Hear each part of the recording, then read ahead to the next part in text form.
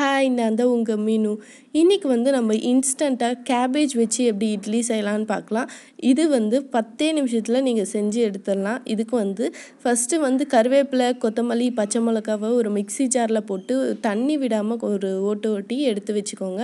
அதுக்கப்புறம் ஒரு 200லேருந்து 250 கிராம் வரைக்கும் கேபேஜை நல்ல பொடியாக நறுக்கி வச்சுருக்கேன் நான்.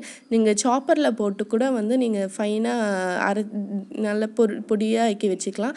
இதில் இந்த அரைச்சி வச்சுருக்கோம்ல கருவேப்பிலை, கொத்தமல்லி, அதையும் ஆட் பண்ணிக்கலாம்.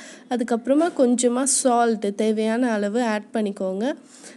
அதுக்கப்புறம் நான் மிளகாத்தூள் கொஞ்சம் காரம் எக்ஸ்ட்ரா தேவைன்றதுனால மிளகாத்தூள் ஆட் பண்ணியிருக்கேன். நீங்கள் வேணான்னா ஸ்கிப் பண்ணிவிடுங்க, இது போடாத விட்டுருங்க. அதில் கொஞ்சமாக மஞ்சத்தூளும் ஆட் பண்ணி வச்சுக்கிறேன் நான். இப்போ ஒரு கைப்பிடி அளவுக்கு நீங்கள் பைத்தம்பருப்பை ஊற வச்சுக்கோங்க. அதை நம்ம இதில் ஆட் பண்ணிக்கலாம். நான் வேக வைக்காமே ஆட் பண்ணுறேன். நீங்கள் வேக வச்சு கூட ஆட் பண்ணிக்கலாம், அது உங்களோட ஆப்ஷன். இதில் கொஞ்சமாக பெருங்காயம் போட்டிருக்கேன். அதுக்கப்புறம் இது பைண்டிங் எஃபெக்ட்காக அரிசி மாவு கலக்கிறோம். ஃபஸ்ட்டு 1 கப் அளவுக்கு ஆட் பண்ணுங்கள். ஆட் பண்ணிவிட்டு உங்களுக்கு 10 தான் பாருங்கள். ஏன்னா அதை ஹோல்ட் பண்ணுற அளவுக்கு இருக்கணும், இல்லைன்னா உதிர்ந்துடும் நம்ம இட்லி செய்யும்போது. அதனால் நான் இன்னொரு 1/2 கப் அளவுக்கு அரிசி மாவு போட்டிருக்கேன்.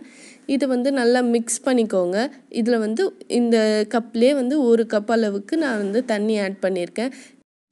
இது வடை மாவு கன்சிஸ்டன்சியில் இருக்கணும். இது பார்த்திங்கன்னா கொஞ்சம் கெட்டியாக இருக்குது, பார்த்திங்களா? இந்த மாதிரி தான் இருக்கணும். இதை நம்ம இட்லி குண்டால வச்சு வேக வைக்க போகிறோம். ஒரு 10லேருந்து 15 நிமிஷம் வரைக்கும். அதுக்கு நம்ம இட்லி குண்டால ஒரு பால் மாதிரி செஞ்சு அந்த இட்லி தட்டில் வச்சு ப்ரெஸ் பண்ணிவிட்டு நடுவில் ஒரு ஓட்டை போட்டுருங்க. அப்போ தான் ஈவனாக குக் ஆகும். இது 1/4 மணி நேரம் வெந்ததுக்கப்புறமா இதை கட் பண்ணி போட்டு நீங்கள் கடுகு, உளுத்தம்பருப்பு, கருவேப்பிலை இதெல்லாம் போட்டு நீங்கள் தாளிச்சும் கொடுக்கலாம். ரொம்ப டேஸ்ட்டாக இருக்கும்.